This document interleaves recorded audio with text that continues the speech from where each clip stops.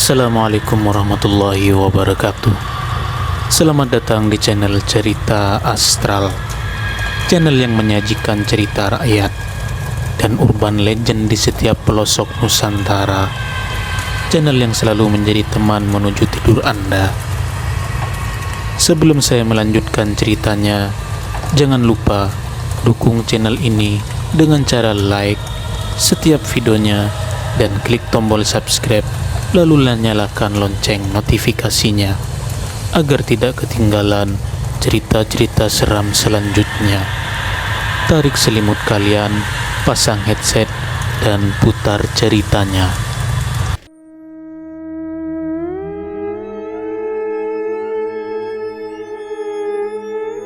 Di lereng selatan Gunung Kidul, terdapat sebuah dusun kecil bernama Sewu Candi yang tampak damai dan bersahaja. Warga hidup dari bercocok tanam dan menjual hasil bumi ke pasar Wonosari. Namun di balik ketenangan itu, tersimpan sebuah rahasia tua. Makam keramat di puncak Bukit Suroloyo, tempat dahulu dipercaya sebagai petilasan leluhur keraton, dan kini dikabarkan menjadi sarang pesugihan. Konon di dalam makam itu bersemayam Ratu Iblis, sosok siluman wanita bermahkota tengkorak dan berselendang merah darah yang menuntut tumbal manusia sebagai bayaran pesugihan. Awal dari jalan hitam.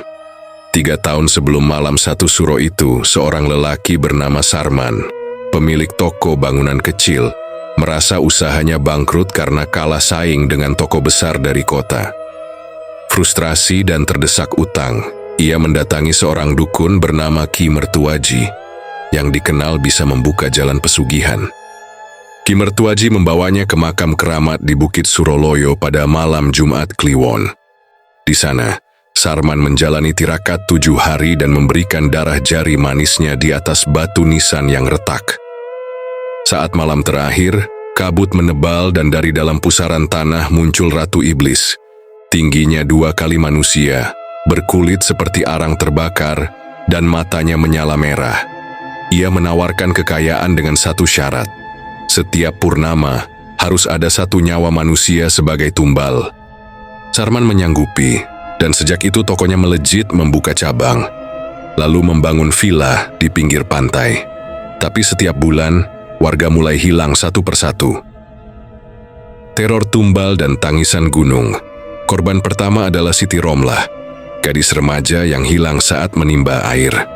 Disusul Pak Darto, petani tua yang jasadnya ditemukan tanpa isi perut di dekat kebun. Setiap hilangnya warga selalu bertepatan dengan malam bulan purnama.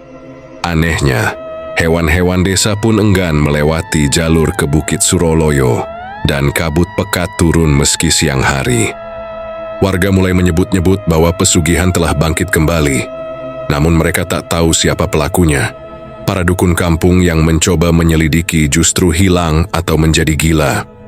Di luar desa, cerita ini akhirnya terdengar oleh seorang ulama tua yang tinggal di pesantren Darul Mubarok, seorang Kiai Salim, ahli ilmu hikmah, yang telah menundukkan banyak jin jahat dari Kalimantan hingga Lombok. Kiai Salim turun gunung. Kiai Salim, meski sudah sepuh, masih tajam penglihatannya. Dengan tongkat kayu cendana dan surban putihnya, ia ditemani santrinya Darman menyusuri dusun Sewu Candi. Ia menyamar sebagai pedagang kitab dan menginap di rumah Pak Lurah. Dalam waktu 3 hari, ia sudah menangkap gelagat aneh di sekitar makam keramat. Ia mulai melakukan wirid tengah malam dan mendapati bayangan sosok wanita tinggi berselimut darah yang berdiri di atas bukit, matanya menatap ke arahnya, menantang. Keesokan paginya Kiai Salim berkata pelan, "Ini bukan pesugihan sembarangan. Ini pengikat darah, dan pemiliknya bukan sekadar jin, tapi iblis perjanjian leluhur." Malam 1 suro, pintu neraka terbuka. Malam 1 suro tiba. Kabut turun setebal kapas. Warga Karangjati mengunci pintu rumah dan menabur garam di depan pintu. Di puncak Bukit Suroloyo, Sarman telah menyiapkan tumbal istimewa, anak kecil yatim piatu bernama Raka. Ia membawa anak itu dengan mata terpejam dan tubuh kaku karena guna-guna. Kiai Salim tidak tinggal diam. Ia naik ke bukit setelah Isya, membawa tasbih akar bahar, segenggam garam doa, dan kitab warisan Sunan Kalijaga. Di puncak, pertempuran pun dimulai. Pertempuran gaib, Ratu Iblis muncul dari dalam nisan tua yang merekah seperti rahim batu. Sosoknya raksasa, tubuhnya berlumur darah manusia, rambutnya melambai seperti ular, dan dari mulutnya keluar jeritan jiwa-jiwa korban. Sarman terjatuh dan menangis, menyadari bahwa tumbal kali ini adalah keponakannya sendiri. Tapi sudah terlambat, perjanjian darah telah dibuat. Kiai Salim berdiri tegak di depan Ratu Iblis. Ia membaca doa pemutus khodam perjanjian, dan pusaran angin pun menghantam kedua sisi. Suara makhluk tak kasat mata berdesing. "Wahai iblis pemangsa tumbal, aku Kiai Salim, pembela yang dizalimi. Hari ini akhir dari kekuasaanmu." Pertempuran berlangsung selama 3 jam. Kiai Salim dikepung ribuan makhluk kecil bertaring. Ia melingkarkan garam doa dan membakar dupa dari kayu gaharu yang membuat para jin terbakar. Saat jam menunjukkan pukul 2 pagi, Ratu Iblis melompat hendak mencakar wajah sang kiai. Namun tongkat cendana dihantamkan ke tanah, menggetarkan lapisan gaib di Gunung Kidul. Sebuah cahaya dari langit menerobos kabut, dan suara azan terdengar dari arah utara. Dengan bacaan kunut nazilah, Kiai Salim memaku tubuh Ratu Iblis ke dalam tanah makam. Ia menancapkan paku besi peninggalan wali ke jantung tanah pusaran pesugihan. Ratu Iblis menjerit, tubuhnya meledak menjadi abu, dan menyatu dengan tanah, terperangkap selama-lamanya.